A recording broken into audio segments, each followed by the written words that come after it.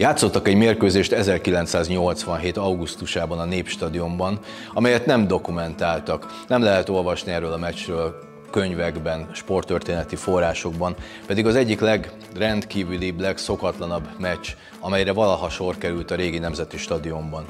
Püspök 60 falusi csapata játszott a szomszédos településsel, Csővárral egy kihelyezett derbit, kihelyezett szomszédvári rangadót. Egészen különleges története van annak, ahogy a két csapat bejutott a Népstadionba.